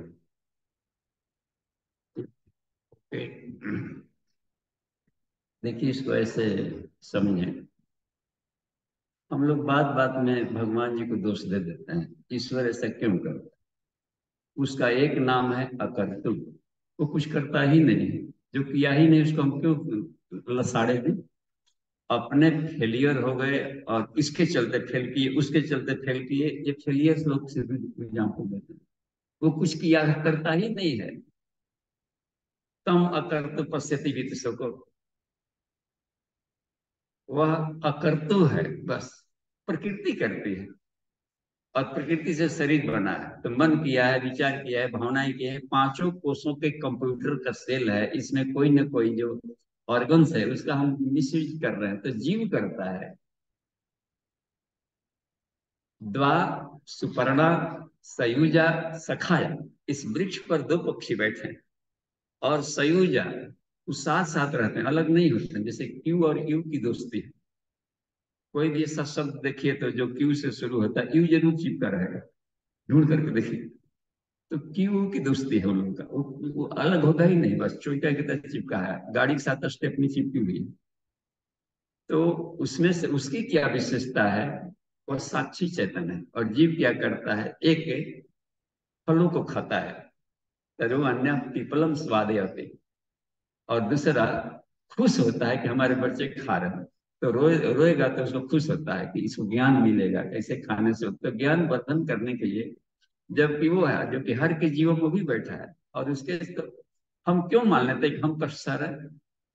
नहीं जानकारी है जीने का, खेलने का, तो कष्ट कह दिया। संसार आनंद के लिए बनना, आनंद नहीं लेने वाला तो कष्ट है। क्रिकेट में मजा आ रहा है और उधर से बॉल आ गया, नहीं बचाव किए, खोबड़ा फूल गया, तो कहते कि कष्ट है। अपनी न कमी है कि क्रीड़ा नहीं, खेलने नहीं आ रहा है। आप ही रो रहे थे कि पापा खिलौना ला दीजिए, पों ला दीजिए, नहीं कार ले ले, नहीं नहीं हमको मेला बजे वो वाला खरीद दिया, भले दुआ ना कर। बेचारा चलो खरीद दिया, और फुर करते करते फिर उसका छूछी निकाल दिया, फिर वो नगले कहाँ से फुर बजता था, 1 मिनट के बाद बजना बंद। तो फिर ध्यान गया, फिर दोबारा नहीं, अब वो वाला खिलौना। तो हम ही लोग अपना ढंग का खिलौना के लिए रो रहे थे, जीव बने थे। तो ईश्वर सारे संसार एक खिलौना बनाते बनाते इतना ब्रह्मांड बना दिया एक बच्चे के लिए। कितना कमाल की बात है। तो हम लोग को खेलने की कला सिर्फ सीखनी है, तो आनंद के लिए था। कष्ट इसलिए आ गया कि खेलने नहीं आता। अब देखिए, तो ईश्वर को हम दोष देना बंद करें, क्योंकि कुछ किया ही नहीं तो हम क्यों उसको दोष देंगे? अब उसमें एक बात देखिए, कहीं कहीं इधर देहात में भोजपुरी, जो हम भोजपुरिया एरिया कहीं इधर, तो महिलाएं पहले गीत गाती थी, जो अब वाले गीत में नहीं, कविता में। दुख भी है तो कविता में ही गाती थी, कवित्री की तरह। तो कोई अब कोई मिलने भी चला गया तो रो कर कहें भैया ओ भैया, ऐसे कह के गाएंगे।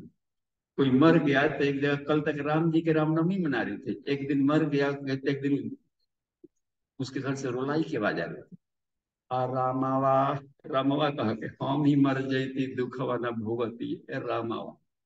तो रामावा किसको बोल रही है?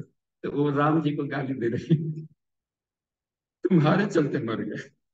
हर कोई अपना कर्तव्य व्यवस्था में मरता है। तो हम लोग को सिपिया के दवाई है, भगवान जी बोलते नहीं तो उन्हीं को थोप देते हैं कि तुमने इसे कष्ट दे दिया। तो वो अकर्तव्य है बस, उसको वही देख पाता है जो कि राग द्वेष से परे हो गया। तो वो अवस्था को ये बात आई गई है कि उसमें आगे चल कर देखो, उसमें है ना, अड़ो रणिया महतो महियन नीतो ज्ञान जंतो से जंतो तम अकर्तु तस्ते विद सुको धातु प्रसादन महिमा निशा। तो इसमें अब रह गई बात, गर्भोपनिषद में जब है शिशु, तो 9वें महीने, 8वें 7वें महीने में इसलिए जागरण होता है, कभी ब्रेन का फॉर्मेशन नहीं हो रहता, 6 महीने तक लग जाते हैं नर्वस सिस्टम को बनने में। तो जब सिस्टम तैयार हो गया, तो अभी भी था पहले उसमें से, सो रहा था, कोमा में था। अब नींद टूटी, इन मशीनों का इस्तेमाल करने लगे। तो देखा है गर्भ में कि मैं एक समुद्र में तैर रहा हूँ, एमनियोटिक फ्लूइड होता है ना गर्भ में, पानी, पानी का थैली, तो उसमें वो पड़ा हुआ जीव सोचता है कि मुझे नरक के समुद्र में कौन डाल दिया। तो ढूंढता, याद करता है मेमोरी पावर से कि कहाँ से कैसे चले, तो अपने पिछले अनेकों लाखों योनियों को याद करता है। इसके लिए जिए, उसके जिसके लिए जिए वो हमको भूल चुका है। हम ही लोग अपना 10वां दादा का कोई नाम पूछे, हम में से जितने बैठे हैं, आपके 10वां दादाजी कौन थे, हमें कहाँ याद रहता है जी। तीसरे चौथे दादाजी का नाम याद नहीं रहता। विवाह में गोत्राचार के लिए हम पूछते हैं तो उनके परदादा का नाम, तो वो उससे पूछ रहा है, वो मामा से पूछ रहा है, वो बुढ़ऊ से पूछ रहा है, तो वो सोचता है कि हमारे ही धन पर ऐश कर रहा है और हम ही को भूल गया। इसलिए हे भगवान, अपने लोगों के लिए कभी, इन लोगों के लिए कभी मत कमाओ। इस धन को हम यदि समाज में दिए रहते तो वो जब तक है, पता नहीं राजा शिवी ने कब निर्णय लिया होगा, जब तक सूर्य चंद्रमा रहेगा राजा शिवी का नाम रहेगा। जिमूत वहां ने पता नहीं कब क्या किया होगा, किस काल में, आज जीवितिया के नाम पर उसको याद कर रहे हैं। तो वहीं पर उसको वैराग्य होता है। तो आज के वैज्ञानिकों को अब देखिए, यहाँ पर ट्यूनिंग करते हैं हम लोग साइंस से। जिस हर चीज का ग्राफ निकालते हैं, तो यूरोग्राफ भी निकाला। गर्भ में पड़े हुए बच्चे, उसके दिमाग में किस तरीके के तरंगे निकल रही, तो हर 3 सेकंड में ग्राफ चेंज होता है। तो यानी मेमोरी कर रहा है, याद कर रहा है। इसको बोल दिया उन्होंने, तो जो साइंटिस्ट थे उन्होंने, उस मेमोरी क्या था, 3 सेकंड बदलता, ओंटोगेनी रिकैपिचुलेट फिलोग्राम, एक बायोजेनिक ला दी उन्होंने। उन्होंने कहा कि जो गर्भस्थ शिशु है अपने एंसेस्ट्रल पीढ़ियों को याद करता, कि कहाँ से गए थे, कब कुत्ते में जन्म लिए, उसके घर में गए, उससे हम तो मारे मारे फिर, ये सब सब भूल चुका है, हम यहाँ पर नरक में पड़े हैं, दूसरे के लिए मरे क्या। तो वो,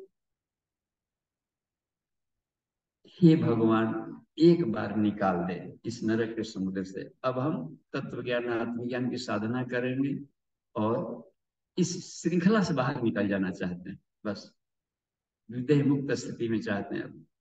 तो वहां तो संकल्प लिया। अच्छा ये देखिए, जो 3 सेकंड में ग्राफ बदलता है, तो 3 सेकंड से अब 84 लाख से गुणा किया तो 9 महीना 10 दिन आ गए, एक गजब। तब सोचा कर 84 लाख योनिया सचमुच सही है जो ऋषियों ने अपना देखा, क्योंकि वो उसका थॉट से बदल रहे हैं सब। तो अब बाहर आ गया तो क्यों भूल गया, अब यहाँ पर बात आ रही है कि हम जन्म लिए तो क्यों भूल। तो भूल इसलिए गए कि अब माँ का मिल्क फीडिंग शुरू कर दी, मिल्क फीडिंग। अब माँ का जैसे मिल्क फीडिंग करेंगे तो अब माँ के संस्कार जाना शुरू करेंगे, इसके थॉट, इसके विचार। बाहर निकला भीतर से, उस समय तो माँ के बॉडी का हिस्सा था, लेकिन जैसे ही बाहर निकला एक स्वतंत्र मैग्नेट आया, डाइपोल, माँ के बॉडी से हिस्सा बाहर हो गया। चुंबक एक पार्टिकल बाहर निकलेंगे तो एक स्वतंत्र डाइपोल हो जाएगा, उसके में भी चुंबकीय बल काम करेंगे, तो एक नक्षत्रों के आने वाली किरणों का उस पर प्रभाव पड़ेगा, मैग्नेटिक फील्ड का। इसलिए राशियों के नाम पर ये सब नामकरण संस्कार और किए जाते।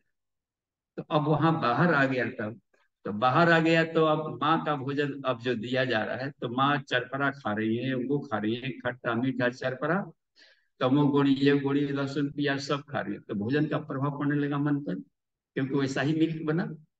हिमालय की गाय जड़ी बूटियां खाती हैं, तो हमने देखा कि वहां गोबर में भी गंध नहीं है, गजब, गोमूत्र में गंध नहीं है। तो खान पान झुकी चुकी घर परिवार में ऐसा रखा गया है, तो ऐसा ही मिल्क प्रोड्यूस होगा, ऐसा ही नशीला जहरीला डोज देने लगे। जब तक से पालने में था तो बच्चे हंसते हैं, वो करते हैं। इसका मतलब कि प्रबंध अवस्था में भी याद कर रहे हैं, बिना खिलौने के मुस्कुराते रहते हैं कभी कभी। देखिए न्यूली बॉर्न बेबी को देखिए, इसका मतलब है अभी भी पिछले जन्मों को याद कर रहा है, सीन को। तो धीरे धीरे नशा चढ़ने लगता है, और फिर बाहर भी आ गए कि दादी थोड़ा दुख और तू खा ला, दादाजी का दुख और तू ही खा ला। नित्र गया तो दिमाग में उधर कुछ और भी गाली गलौज खा ला, कुछ उधर गया उधर, 4 5 कोसों का जब भोजन है, इतना मिल गया उसका जहरीला, सब भुलकड़ी जा गया, ज्ञान पर परत है। फिर यदि संकल्प किसी साधु महात्मा संत पंचकोशी साधना क्लास चल, वो भी पीछे आके बैठ गया, मान लीजिए सत्संग में चला गया, तो वहां देखा तो जो बम्बार्डिंग चल रहा था, यानी कि विचारों का प्रवाह है, वो उसको भीतर जा करके गया और जा करके फिर से मेमोरी में ला दिया। वहीं से वो चला भाग और पा लेता है। नहीं होता है कि अचानक सडन चेंज करके फिर साधना में उतर गया और आगे बढ़ गया, ऐसे ही होता है। तो गुणा गुणे से वर्त बनता है। ये तो स्पिरिट तो पदार्थों के गुण है अपने। क्लियर? नो प्रॉब्लम, आगे देखिए सर। जी नमस्ते। इसमें आपने बताया क्लास पॉइंट से परीक्षण जो अभी आपने बताया, क्या मतलब बात नहीं आ रही है? नहीं आ रही है, लेकिन वो स्पष्ट नहीं आ रही। हमसे बोला ना अभी क्लास पॉइंट से तो इसमें इनका बताया क्लास तो ये एक तो संसार कुछ सारी चीज को देख रहा है, तो वो तो सारी बात भाव से देख रहा है, वो एक जो चल रहा है सबको को बैलेंस करने का कुछ हो रहा है। तीसरा मतलब यहाँ पर तीन चीजें हो गई है, एक तो बच्चों का सीखा है, एक ईश्वर हो गया सीखा है, एक जीवात्मा हो गया कि कर्मों को करना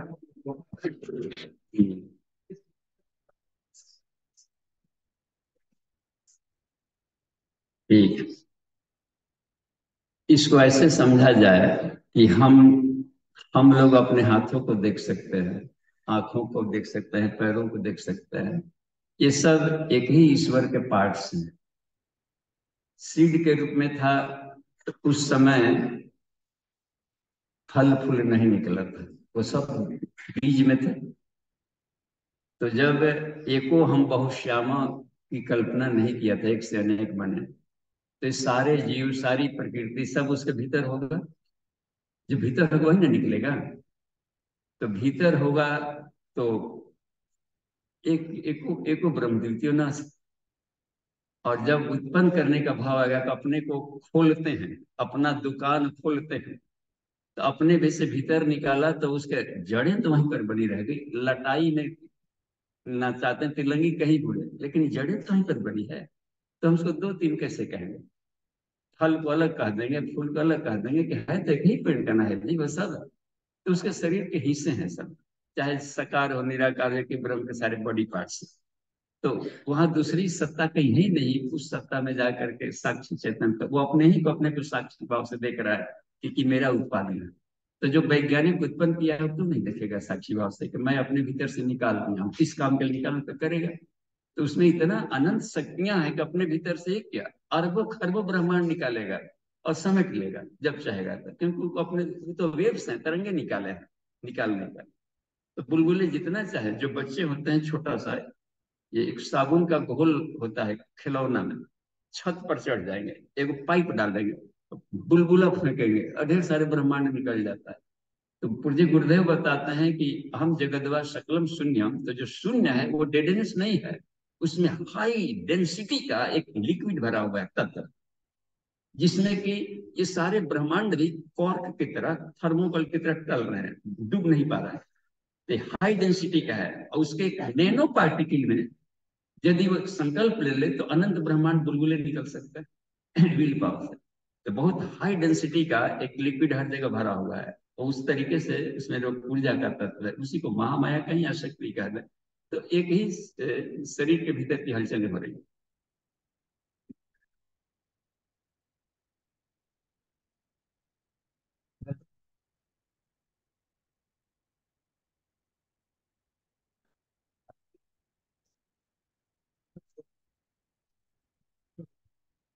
वो अपने अंदर से कर रहा है। और अपने भीतर ही खिल रहा है जो अनंत ब्रह्मांड से। पुरुष सूक्त का पहला वाला मंत्र भी इसका उत्तर है, सहस्त्र शीर्षा पुरुषा, जो अनंत है स्वरूप देखना है, विभिन्न रूप का ईश्वर दी प्रकृति अंडे बच्चे चिपिकली ये कहा है कि सो कर जी रहा है, मर के जी रहा है, कूद रहे हैं, तो इसको सहस्त्र शीर्षा कर दिया। सहस्त्र शीर्षा पुरुष सहस्त्राक्ष सहस्त्र पाक सब भूमिगों सर्वत स्प्रीतवा, सबको चारों तरफ से आवृत किए हुए भी अति अतिष्ठत सांगुलम, यानी उसके सारे पेट में ही सारे हलचलें चल रही है। हम लोग सपना जैसे देखते हैं तो भीतर ही अनेक दुनिया बसा लिया करते हैं, वो सब कहाँ स्पेस है शरीर में। तो चिदाकाश में सब कर रहा है, तो अपने चिदाकाश के तो उससे अलग कभी ही नहीं है, वो दो कभी है हुआ ही नहीं है। इसलिए कहा कि उस सकल में भी निष्कल है, अनंत दिख रहा है। तो हम हम ना बोल रहे कि दिख रहा है, लेकिन हम सब ईश्वर के पेट के टहलने वाले कीड़े मकोड़े, यदि फायदेमंद हैं तो जीवाणु हैं, यदि हम हानिकारक हैं तो विषाणु है, अपने ही भीतर उसको अपना एनो तेनो खाते रहता है, करता है। अपनी उंगलियों का ताली पीट रहा है तो दूसरा कहेगा कि बाप रे, अपने से अपने को मार रहा है, मजा आ रहा है तो ताली पीटता है। तो इंजॉय ले रहे हैं ना हम लोग, मरना क्या है यहाँ पर? जब पदार्थ मरता ही नहीं है तो कौन मर रहा है? आत्मा मरती ही नहीं है। ऊर्जा का रूपांतरण न हुआ जी। अपना सामान जब चाहा मदारी खेला, समेटा, फिर सो गया। तो यहाँ पर कोई मर नहीं रहा है तो हम क्यों रो रहे हैं? न कोई जी रहा है, न कोई जन्म ले रहा है, तो उड़ती परमाणुओं का धूल भर सब।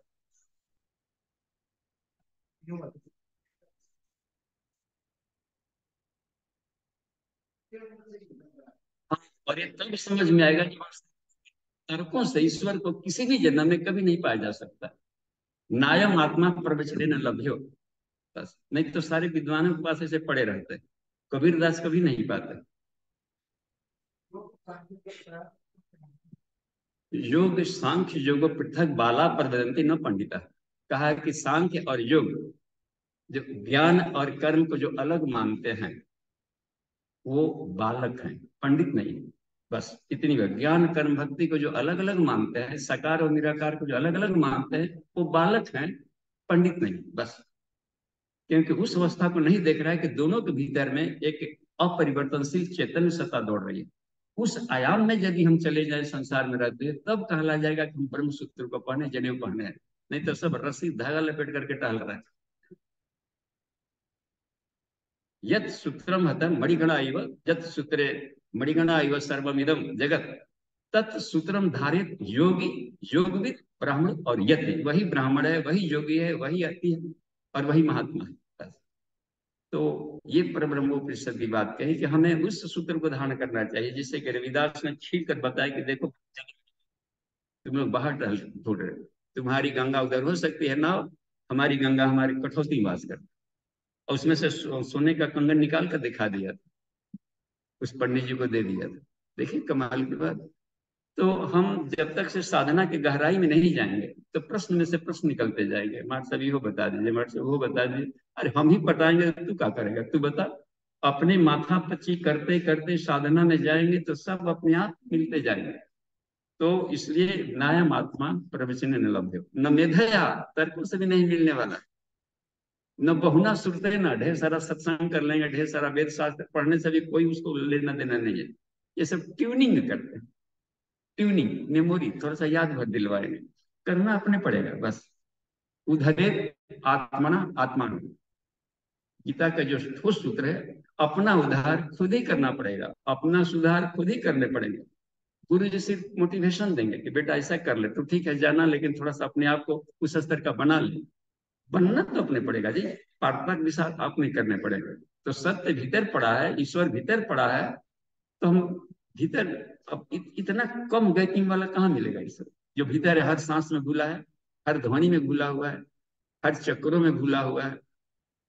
दो मछलियां तालाब में थी, लेकिन तालाब में टहल रही थी, दोनों का पता नहीं क्या ढूंढ रहे थे, ढूंढते ढूंढते थू टकरा गया, दो मछलियां चोंच टकरा गया। अरे बहन जी आप बड़ा व्याकुल है, क्या ढूंढ रहे, कहाँ जा रहे हैं? कुछ ढूंढ रहे, कहाँ जो हम ढूंढ रहे हैं, क्या ढूंढ रहे हैं? पानी ढूंढ रहे हैं। आप भी बड़ा व्याकुल थे, अभी कुछ ढूंढ रहे हैं क्या? हाँ हम भी पानी ढूंढ रहे हैं, आपको मिलेगा तो बताइएगा। अब दोनों पानी में टहल करके ढूंढ रहे थे, ये ढूंढ रहे। बोलिए यज्ञ भगवान की जय। तो समय हो गया क्या? अभी 4 मिनट है, एक प्रश्न आ सकता है। और ये एक प्रश्न है कि जो आपने बोला कि सात्विक चैतन्य अवस्था के अंदर हम हर जगह शंका के प्रकार को देखें, शंका को देखें हर चीज में। तो साथ ही एक बात आपने और जो लिखी कि विचारों से विचारों को काटने के लिए डॉक्टर ने जो बात की, दोनों बातें एक जैसी है या अलग अलग? ये एक जैसी है। देखिए एक जैसी इसलिए है कि साक्षी भाव, अस्तित्व प्रज्ञ। अच्छा, अस्तित्व प्रज्ञ होकर के हम काम करें तो क्रियाएं हो रही है, लेकिन ये नहीं कर रहा है। मन को आदेश दे दिया कि मन कर रहा है, आंख कर रही, इंद्रिय कर रही, वो भी देख रहा है कि हमारी आंखें जा रही है, वाणी बोल रहा है, क्या बोल रहा है। जैसे हम अभी प्रवचन कर रहे हैं, हम लोग कोई भी प्रवक्ता प्रवचन कर रहा है, इस समय साक्षी चैतन्य भीतर एक बैठा हुआ है कि वो 3-4 दिमाग एक साथ काम करते हैं। अपने को तो पहले पृथ्वी के मैग्नेटिक फील्ड पर ऊंचा उठा कर उस स्टेट से नहीं गिरने देगा, क्योंकि प्रश्न पूरे यूनिवर्स से कहीं से भी आ सकते हैं। दूसरी बात, कहीं आए बाएं तो नहीं बक रहे हैं, ईश्वर के अनुशासन के अनुसार चल रहे हैं कि नहीं, एक वहां भी कर रहा है, भीतर का अशुद्ध नहीं कर रहा। तीसरी बात, समय को भी देख रहा है, देख रहे हैं कितने कितने माइंड एक साथ काम कर रहे हैं सब, फिर भी वो साक्षी चैतन्य है इसमें कि इन क्रियाओं को देख रहा है। तो ये अवस्था साक्षी चैतन्य आत्मा का स्वाभाविक गुण है, और अपने मन बुद्धि अहंकार की सारी प्रकृतियों को एक साथ देखते हुए कर सकता है।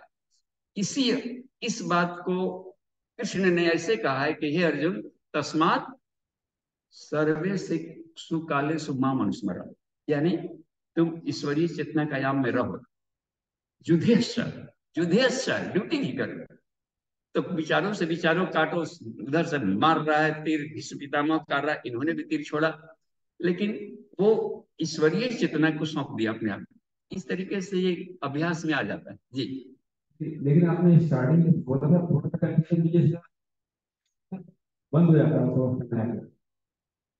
आपने बताया कि साक्षी भाव में आप जैसे उसमें जब हम आत्मस्थिति को प्राप्त करते हैं, हाँ, तो यहाँ पे रिएक्शन कर रहे हैं हम लोग, रिएक्शन बंद नहीं हुआ, खुश हुआ कि आज हमने बहुत बड़ा ड्यूटी किया, आज कोई काम करके आए कि चलिए, और श्रेय ना अपने बना कि गुरुदेव कि आज इतना ड्यूटी गुरु जी का काम कर दिया, तो उसमें प्रसन्नता होती है, तो उसका आनंद बढ़ता है। न कि मतलब कि वो उसमें आकर के उसको रिएक्शन हुआ, रिएक्शन ये हुआ कि निष्काम किया तो आत्मानंद बढ़ा।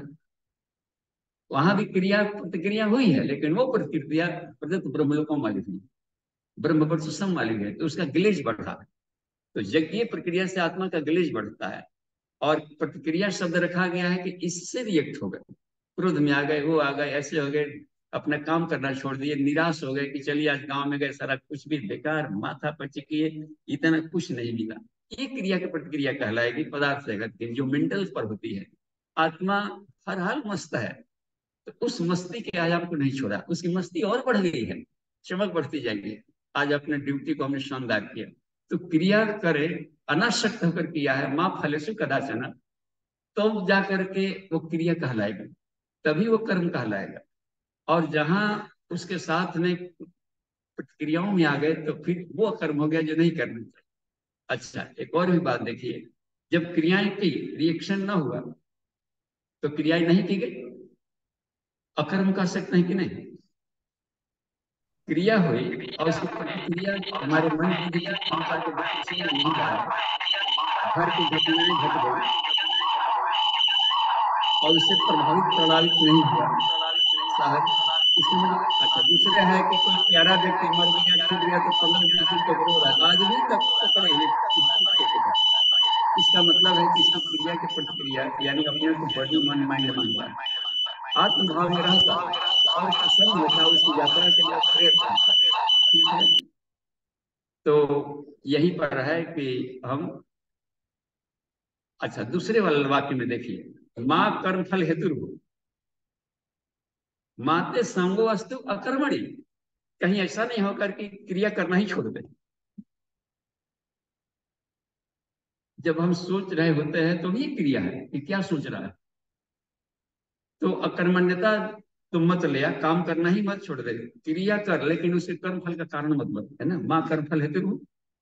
तो अपने पर प्रतिक्रिया को, तो इसलिए बात बनती है कि उसकी आत्मा की चमक बढ़ते जाती है, उस प्रतिक्रिया को प्रतिक्रिया नहीं मानते, उस प्रतिक्रिया को ईश्वरीय क्रिया और मोक्षदायी क्रिया हो जाती है, तो उसका रिजल्ट उधर चला गया।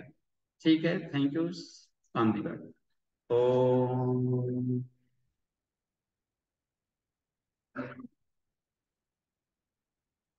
शांति शांति शांति स्मृति प्रणाम।